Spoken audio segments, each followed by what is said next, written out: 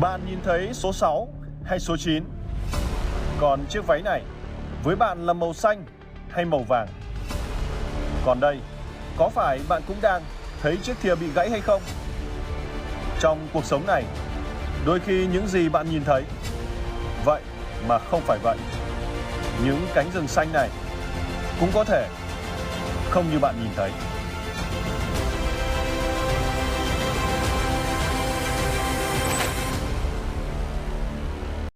As you can see, greenwashing has received more attention in Vietnam recently.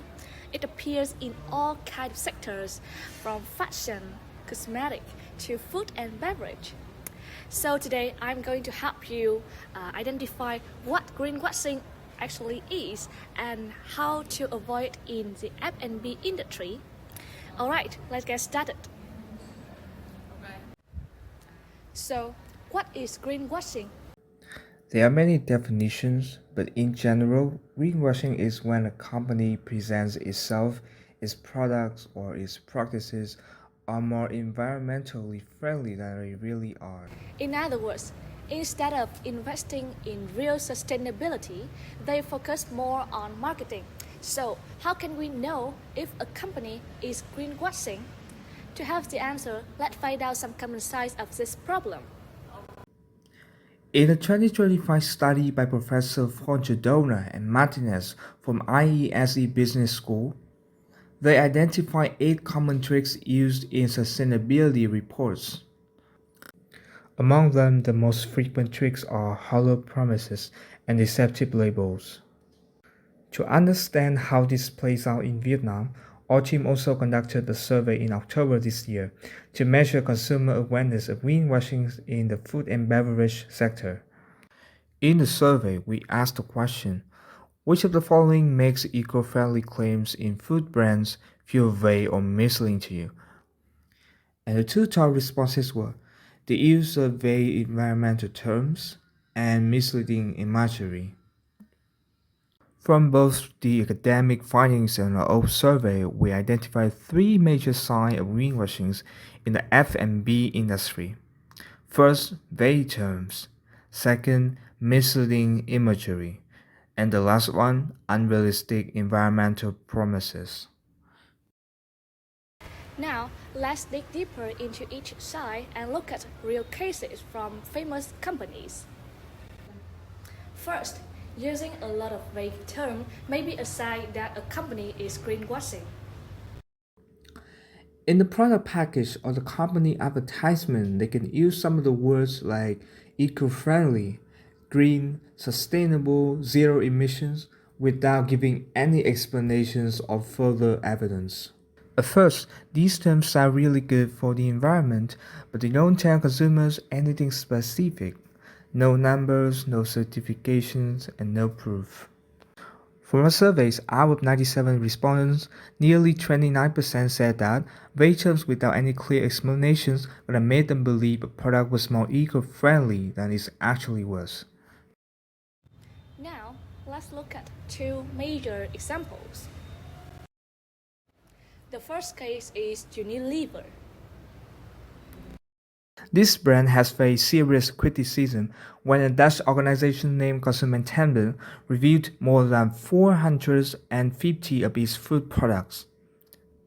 They found that 247 products from Unilever have incorrect or vague environmental claims. Many famous brands under Unilever, such as Cave, Hellmann's, Knorr, and Lipton, use phrases like sustainably grow or sustainable packaging, but they fail to provide clear evidence about how those claims were justified. In short, the company used a lot of sustainability language, but very little actual proof. Another case is the coffee pots of Keurig Dr. Pepper. Since 2016, Keurig has faced multiple allegations for misleading claims. The company has advertised that plastic coffee pots are recyclable. However, it was reported that in the region, most recycling facilities cannot possess these coffee pots because they are too small and they can be easily contaminated with foil. And then in a 2022 lawsuit, the Courage Canada agreed to pay a $3 million Canadian dollar penalty for these misleading claims. Another common side of greenwashing is using misleading imagery. This happens when the companies add visuals related to nature, such as the leaves, the mountains, the sunshine, the color green, just to give the consumer the impression that a product is environmentally friendly, even though nothing about the product has changed. For a survey, nearly 27% of respondents said that misleading packaging design or imagery can make them believe a product was more eco-friendly than it actually was, and it was the second most common factor right after the vague terms. An example of this side is also from Unilever. In the 2023, the UK Competitions and Markets Authority has scrutinized Unilever for using nature-based visuals, such as the images of green leaves. These design choices were found to imply that certain products were more environmentally friendly than they actually were, even when there was no substantial evidence to support those claims. Now, the third side of greenwashing is when a company announces a big environmental pledges, but those promises are either unrealistic and impossible to achieve, or later quietly abandoned. These promises are impressive. They attract a lot of media attention. They make the company look highly committed to sustainability. But when we look closer, many of the pledges turn out to be more marketing than reality. The first example is Coca-Cola Company. In 2022, Coca-Cola announced a major sustainability commitment. They promised that 25% of their drinks could be sold in refillable or returnable packaging, either glass or plastic bottles, or refillable containers used in fountains and Coca-Cola Freestyle dispensers. It sounded like a strong and a very ambitious plan.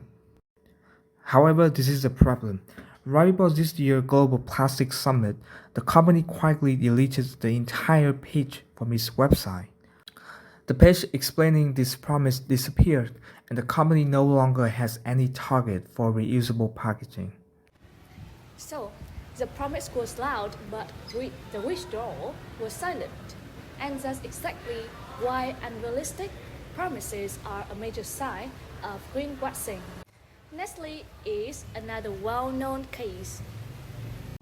So, despite making a bold promise in 2010, Nestle actions still show the environmental harm. This gap between their promises and their performance is an example of unrealistic promises. Back in 2010, Nestle pledged that within 10 years it would use only deforestation-free raw materials, especially for the palm oil. But more than a decade later, this reality looks very different. First, Nestle still cannot rule out deforestation for nearly one-third of the palm oil it uses. In 2019 alone, the company recorded more than 1,000 cases of deforestation per day linked to its supply chain.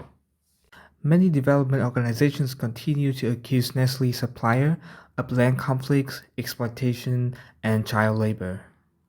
And just to put things into perspective, in 2019, Nestle used 455,000 tons of palm oil. So, how can we avoid greenwashing in the food and beverage industry? The first thing to do is to look for trusted certifications. When a product claims to be sustainable, don't just rely on the brand's own words. Instead, you have to look for independent, reputable certifications such as the Fair Trade, the FSC, or the Energy Star. These certifications are issued by the third-party organizations that follow very strict standards. So if a product has them, it means the company actually have to prove its environmental impact, not just say it out loud. You can think of these certificates as the filters that help you separate the real sustainability from the marketing tricks. Next, examine images and designs of the products you want to buy. Not just because a product has pictures of leaves and plants in a color green means it's environmentally friendly. So be careful with green-looking packaging. When you see nature imagery asks yourself two questions. First, it is a clear explanation of how the product is sustainable or eco-friendly. And second, is there a certification or a data point? If the answer is no, then the brand might be using misleading imagery. Finally, pay attention to what the company actually does, not what it says. Instead, look for real evidence of actions such as concrete data on how they reduce emissions, transparent recycling programs, or some annual sustainability reports with measurable results. If a company talks a lot but shows very little, it's a red flag.